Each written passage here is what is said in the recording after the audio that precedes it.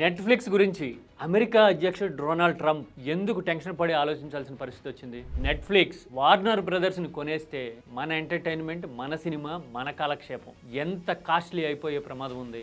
Warner బ్రదర్సే కాదు, డిస్నీని కూడా Netflix take over చేస్తుందని ఓ పక్కన వినపడుతుంది. ఇప్పుడు క్రికెట్ లైవ్స్ కూడా నెట్ఫ్లిక్స్లోనే ఇవ్వాలి అని ఐసీసీ ప్రపోజల్ రెడీ చేస్తోంది. డీల్ కోసం నెగోషియేషన్స్ జరుగుతున్నాయి అని చూస్తూ ఉంటే ముందు ముందు ఎంటర్టైన్మెంట్ అనే పదాన్ని నెట్ఫ్లిక్స్ అనే వర్డ్తో రీప్లేస్ చేయాల్సి వస్తుందా? ఒకవేళ నెట్ఫ్లిక్స్ గనక ఇలా అన్నిటినీ కబళించేసి cinema, sports, entertainment, production houses అన్నిటినీ గనక మింగేస్తే మన మీద, మన సినిమా మీద, భవిష్యత్ ఎంటర్టైన్మెంట్ మీద ఎలాంటి ప్రభావం ఉంటుంది? ఇది కేవలం సినిమాకి, కాలక్షేపానికి సంబంధించింది కానే కాదు, హ్యూమన్ సైకాలజీకి, మైండ్ సెట్కి సంబంధించింది. అంతకు మించి బిగ్గర్ ఫైనాన్షియల్ క్యాపబిలిటీస్ ఉన్న సంస్థలు మిడిల్ క్లాస్ నుంచి ఎలాగా లక్షల కోట్లు పైపేసి పీల్చినట్టుగా లాగేస్తాయి అని మనకి కళ్ళ ముందు చూపిస్తున్న జైంట్ ఎగ్జాంపుల్. అందుకోసమే అసలు నెట్ఫ్లిక్స్ ఐడియా ఏంటి, ఏం జరుగుతోంది సినిమాలో, ప్రపంచంలో, డీటెయిల్గా చూద్దామా?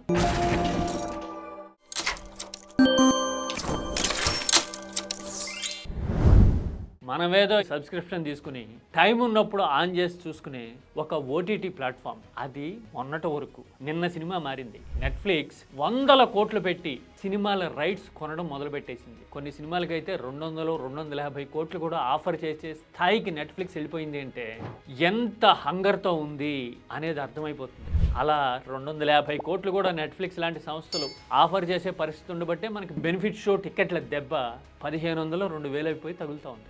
అంటే 6 వారాలకో 8 వారాలకో వాడికి ఇచ్చేయాలి కాబట్టి మన రక్తం పీల్చేస్తున్నాయి ఈ సినిమాలు. ఇది నిన్నటి వరకు స్టోరీ. ఇవాళ ఇదే నెట్ఫ్లిక్స్ వార్నర్ బ్రదర్స్ని 7 లక్షల కోట్లకు పైగా పెట్టి కొనేసేందుకు రెడీ అయింది. నేను ఆల్రెడీ ఇంతకు ముందు ఒకసారి చెప్పాను. ఈ డీల్లో ఇప్పుడు అమెరికా అధ్యక్షుడు డొనాల్డ్ ట్రంప్ కూడా ఎంటర్ అయ్యి మిడిలింగ్ చేయాల్సిన సిచ్యువేషన్ వచ్చింది. నెట్ఫ్లిక్స్కి అలా అప్పగించొద్దు వార్నర్ బ్రదర్స్ని, అది మంచిది కాదు ప్రపంచానికి అని ట్రంప్ ఆల్రెడీ మాట్లాడుతుంటే ఆయన అల్లుడు వ్యాపారానికి దెబ్బ తగులుతుంది, పారామౌంట్ పిక్చర్స్ తరపున ఇలా చేస్తున్న ట్రంప్ అనే ఎలిగేషన్స్ ఇంకో పక్క నుంచి వచ్చినాయి. అమెరికాలో కాంపిటీషన్ కమిషన్ అని ఒకటి ఉంటుంది.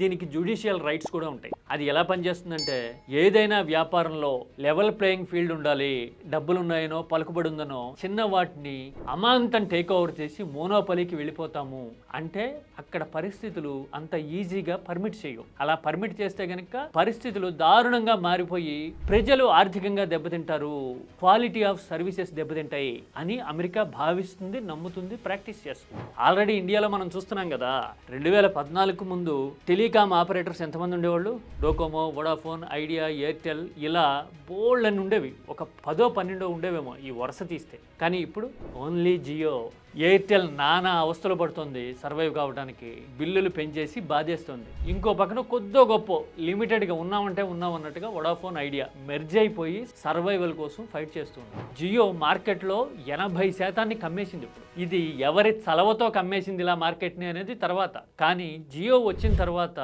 రేట్లు పెరుగుతున్నాయి, సర్వీసెస్ తగ్గిపోతున్నాయి. ఇప్పుడు కస్టమర్ కేర్కి ఫోన్ చేయాలి, వైఫై రావట్లేదు అని ట్రై చేయాలంటే ఒక పూట పని మానుకోవాల్సిన సిచ్యువేషన్ వచ్చింది. ఎందుకంటే మీరు ఇక్కలేరు అనేది జియో వాడి పొగరు ఇప్పుడు. ఎందుకంటే మార్కెట్ని వాడు కమ్మేశాడు, కొనేశాడు. అలాంటి పరిస్థితి రాకూడదు అని నెట్ఫ్లిక్స్ విషయంలో ట్రంప్ చెప్తూ ఉన్నారు. దాని వెనుక ఉద్దేశాలు ఏవైనా కానివ్వండి. నిజానికి నెట్ఫ్లిక్స్ దూకుడు కూడా అలాగే ఉంది. వార్నర్ బ్రదర్స్తో డీలు 2026 జూన్ నాటికి ఎప్పుడో కొలిక్కొస్తుంది. ఈ లోపలే డిస్నీని కొనేసేందుకు కూడా నెట్ఫ్లిక్స్ రెడీ అవుతోంది. అంటే హాలీవుడ్ జైంట్స్ అన్నింటినీ కొనేసి ఆ సినిమాలు, వాళ్ళ దగ్గర ఉన్న బ్యాక్ అండ్ స్టోరేజ్ అంతా తీసేసుకుని అసలు ఎంటర్టైన్మెంట్ అంటే, హాలీవుడ్ అంటే, సినిమా అంటే నెట్ఫ్లిక్స్ అనిపించుకోవాలనేది ఐడియా. ఇప్పుడు ఇది ఓన్లీ హాలీవుడ్కి పరిమితమైన విషయం కాదు, బాలీవుడ్ దాటి ఇప్పుడు టాలీవుడ్ వరకు వచ్చేసింది. నేను ఇందాక చెప్పా కదా, 250 కోట్లు పెట్టి తెలుగు సినిమాలు, అదే మల్టీ లాంగ్వేజెస్లో రైట్స్ కొనే పరిస్థితిలో నెట్ఫ్లిక్స్ ఉంది. ఇది నిజంగా సినిమాకి, ఎంటర్టైన్మెంట్కి, తర్వాత మన జేబులకి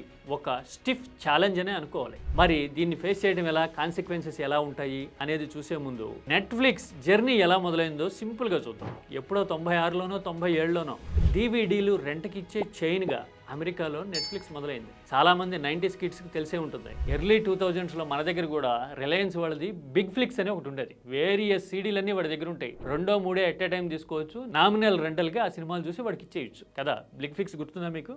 గుర్తుంటే కనుక చెప్పండి. అలా నెట్ఫ్లిక్స్ అమెరికాలో 97లోనో ఎప్పుడో మొదలైంది. ఆ తర్వాత మెల్లగా టీవీ రంగంలోకి వచ్చింది. ప్రొడక్షన్లోకి దిగి డాక్యుమెంటరీలు, వెబ్ సిరీస్లు చేయటం మొదలైంది. ఆ తర్వాత సినిమాలు, యానిమేషన్ అంటూ మొదలుపెట్టింది. టెక్నాలజీ ఎవాల్వ్ అవుతూ ఉన్న తర్వాత, యాప్ అనేది పుట్టిన తర్వాత గత 10 ఏళ్లలో ఎంటర్టైన్మెంట్ రంగంలో ఒక్కసారిగా జూలు విదిల్చి కమ్ముకు రావటం మొదలైంది. ఇటు పక్కనున్న హాంకాంగ్ దగ్గర నుంచి అటు పక్కనున్న అమెరికా, కెనడాల వరకు మొత్తం ఎక్కడ ఏ ప్రొడక్షన్ యాక్టివిటీ జరిగినా కూడా నెట్ఫ్లిక్స్కి ఇవ్వాలి, అదే మన ఫస్ట్ అండ్ ఫోర్మోస్ట్ ప్రయారిటీ అనే అంతగా మార్కెట్ని కమ్మేసింది. ఇప్పుడు డిస్నీ లాంటి వాళ్ళని, వార్నర్ బ్రదర్స్ని కొనేసి నెట్ఫ్లిక్స్ కనుక పట్టు బిగించింది అనుకోండి, ముందు ముందు సినిమా మరింత కాస్ట్లీ అయ్యే అవకాశం ఉంటుంది. థియేటర్లో మూతపడడం దాదాపు ఖాయం వెరీ సూన్. ఒకవేళ ఈ డీల్స్ ఫైనలైజ్ అయితే గనక ఓల్డ్ సినిమా మీద నెట్ఫ్లిక్స్ పెత్తనం బిగిసిపోతుంది. అప్పుడు ఇక స్క్రీన్స్ కూడా నెట్ఫ్లిక్స్కి అమ్ముకోవాల్సిన పరిస్థితి రావచ్చు. లేదంటే కనుక నెట్ఫ్లిక్స్లోకే నేరుగా ప్రతి సినిమాని రిలీజ్ చేసి రెంటల్ కాదు, సినిమాకి పర్ హెడ్ లాగిన్ లాంటి సిస్టమ్ తీసుకొచ్చి $30 $50 వసూలు చేసినా కానీ సచ్చినట్టు కట్టాలి సినిమా చూడాలంటే. లేదంటే సినిమా చూడాలి అనే కోరికను చంపుకోవాలి. అలాంటి సిచ్యువేషన్ని క్రియేట్ చేసేందుకు నెట్ఫ్లిక్స్ చాలా వేగంగా అడుగులు వేస్తూ ఉంది. మనం ట్రాన్స్ఫార్మర్స్ లాంటి సినిమాల్లో చూస్తూ ఉంటాం. ఎక్కడి నుంచో వచ్చి భూమి మీద దాడి చేయబోతుంటే ఆప్టిమస్ ప్రైమ్ లాంటి వాళ్ళు ఫైట్ చేస్తూ ఉంటారు కదా. అలాంటి సిచ్యువేషన్ ఇప్పుడు సినిమా ఇండస్ట్రీకి వచ్చి పడింది. అమెరికాలో మొదలైన ఈ సెగ ఇండియన్ సినిమాకి ఆల్రెడీ తాకుతూ ఉంది. మరి ఈ నెట్ఫ్లిక్స్ టేక్ ఓవర్ స్ప్రీని ఎలా కంటైన్ చేస్తారు, ట్రంప్ లాంటి వాళ్ళు బ్రేక్ వేయగలుగుతారా అనేది we have to wait and watch. ఒకవేళ బ్రేక్ వేయలేదు, వార్నర్ బ్రదర్స్ని, డిస్నీని అందరినీ టేక్ ఓవర్ చేసిన నెట్ఫ్లిక్స్ అంటే కనుక బహుశా 2030 నాటికి ఎంటర్టైన్మెంట్ అనే పదాన్ని నెట్ఫ్లిక్స్ రీప్లేస్ చేస్తుంది. ఇక సినిమా వాడు పెట్టిన రేటుకి మనం నెట్ఫ్లిక్స్లోనే చూడాల్సిన పరిస్థితి వస్తుంది.